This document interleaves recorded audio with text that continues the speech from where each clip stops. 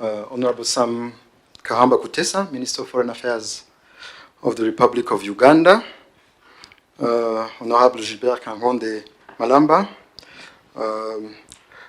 Vice-Premier Ministre, Ministre de l'Intérieur, de la Sécurité et des Affaires coutumières de la République démocratique du Congo, Honorable Manuel Domingos Augusto, Minister of External Relations of the Republic of Angola, distinguished participants, ladies and gentlemen, good afternoon.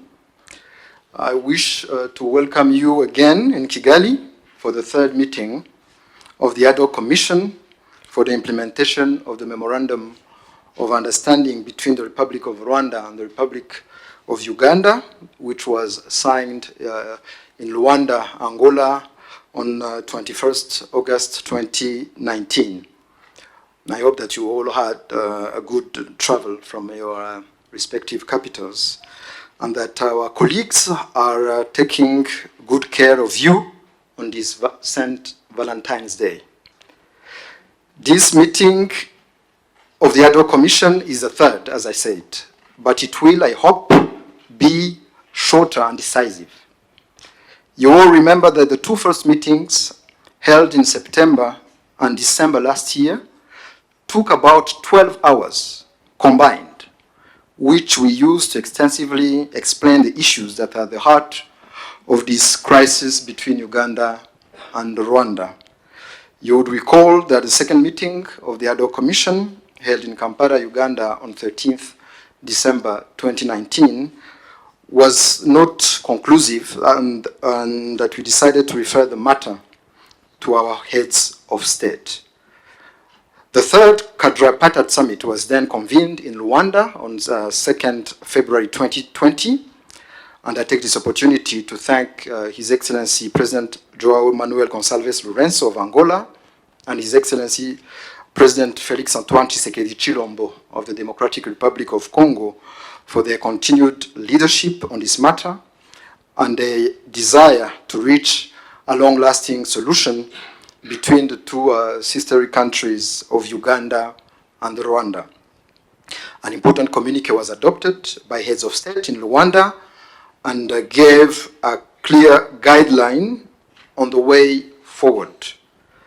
First, heads of state stressed the need to address the three main issues that exist between Rwanda and Uganda, which are, one, the release of the citizens of a country illegally detained in the other; two, the end of any support to armed groups against the neighboring country; and three, the protection and respect of human rights of national citizens of the other country. Second, the four presidents agreed to continue the activities of the Ad Hoc Commission, which is this commission, as a mechanism to monitor the implementation of the Luanda process. And third, they convened the fourth quadripartite summit to take place in Gatuna at the common border between Rwanda and Uganda on 21st February 2020.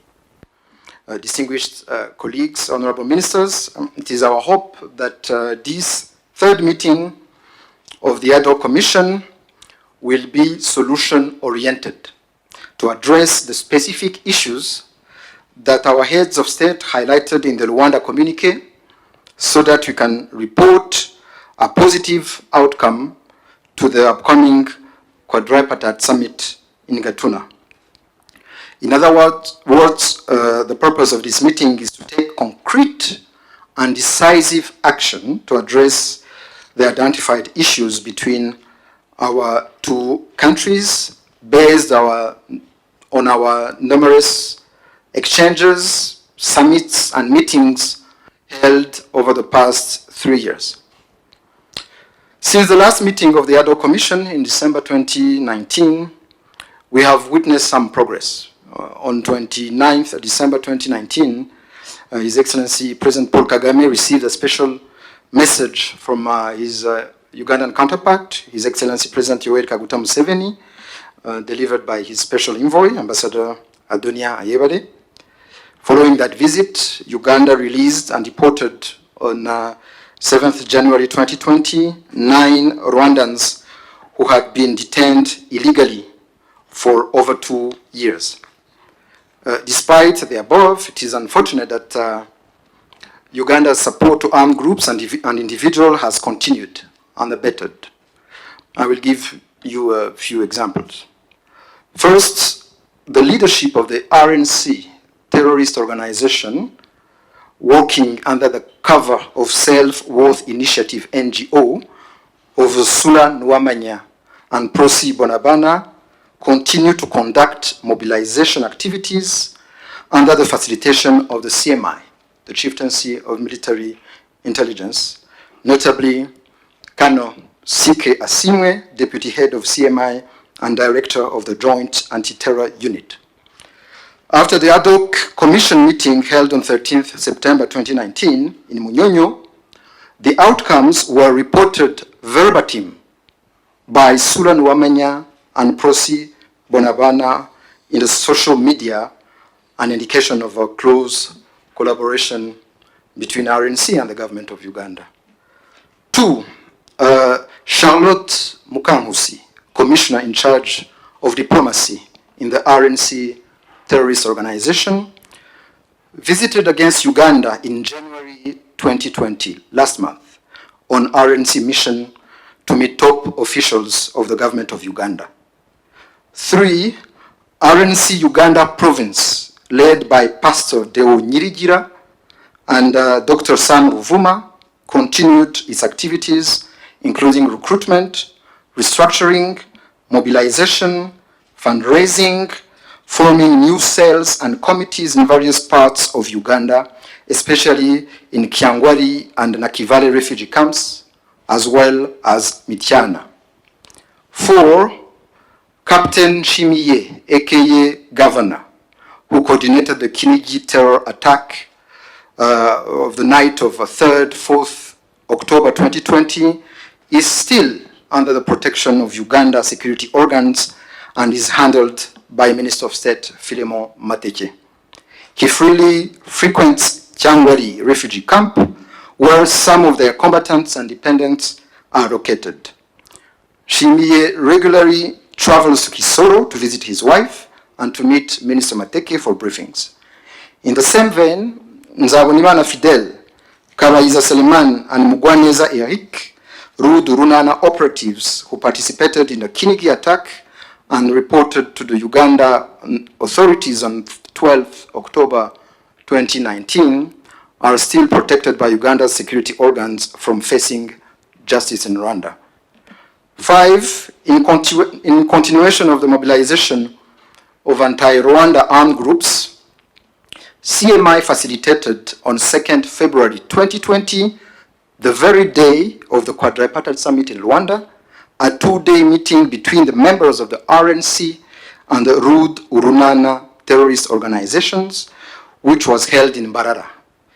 The meeting was attended by, among others, Captain Shimiye, aka Governor, Colonel Rugema Emmanuel, Colonel Sam, all representing Rud Urunana, while deserter Lieutenant Frank Mushaija, Major Nhare, Captain Frank Mugisha, aka Sunday, Jean-Marie Vianney Turabumukiza, and Major Robert Higiro represented RNC. CMI dispatched vehicles that took Colonel Rugema and his delegation from Kisoro to Mbarara for the meeting. The purpose of this meeting was to forge plans to start a new rude RNC rebellion and intensify mobilization activities. Distinguished colleagues, honorable ministers, as we speak, there are still a number of Rwandan nationals detained in various illegal detention facilities in Uganda. Several note verbals were issued to the government of Uganda with the details particulars of detainees and requesting for consular access. However, all those requests were never honored.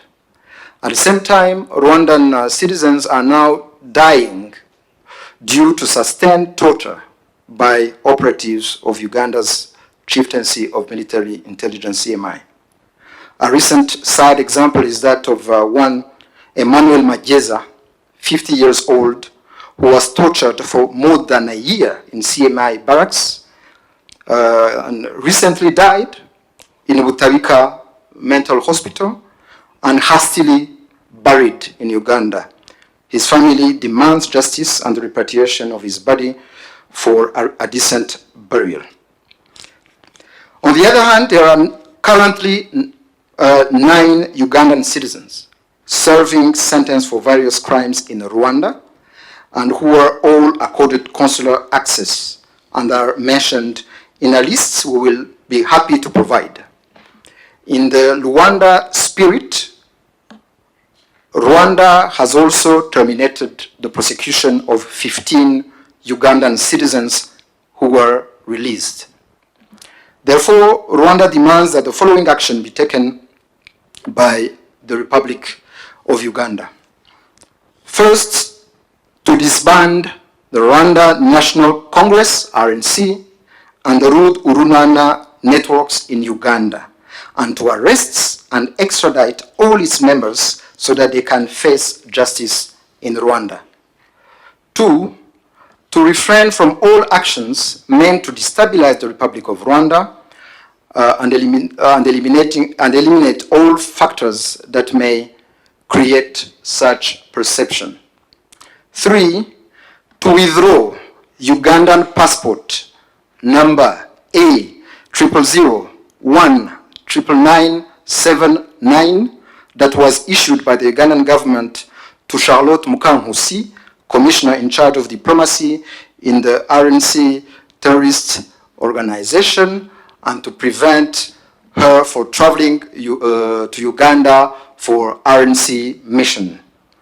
4, to hold accountable facilitators of RNC and Rwanda networks, including Minister of State Filemo Matekie, Brigadier General Abel Kandiho, Brigadier General Fred Karara, Colonel Sike Asimwe, Major Fred Mushambo, Colonel Kaka Bagenda, and other government officials involved in the same activities. 5, to repatriate the body of Emmanuel Mageza for a decent burial in Rwanda and to provide explanations about the circumstances surrounding his death. We also request for a clarification about 2 other Rwandan citizens, namely Sendaya Theogene and Gwembo Mucho, who were allegedly transferred from CMI to Tabika Hospital and later got missing. 6, to allow Julienne Kairere to be reunited with her child, Joanna Imanirakiza, who was abducted in Uganda after separating Kairere from her 1-month baby when she was arrested on 29th November 2018 in Muwende district. And 7, to unconditionally release all Rwandan citizens illegally detained in Uganda. Honorable Ministers, distinguished colleagues, I wish to stress that summit over summit and meeting over meeting without any solution in sight cannot be an option. And this, unfortunately, was the case for meetings we held over the past 3 years, bilaterally or under this Luanda process. Yet the solution is in our hands, provided that we are truly committed to end this crisis with political will and good faith. To conclude, Honorable Ministers, distinguished colleagues, I wish to emphasize once again our responsibility as leaders in our respective countries. I also emphasize the importance of building trust among ourselves and the need to find a solution to the different challenges we are facing. We have been following comments by wananchi from both countries who are increasingly expressing fatigue over this self-inflicted injury in the East African community.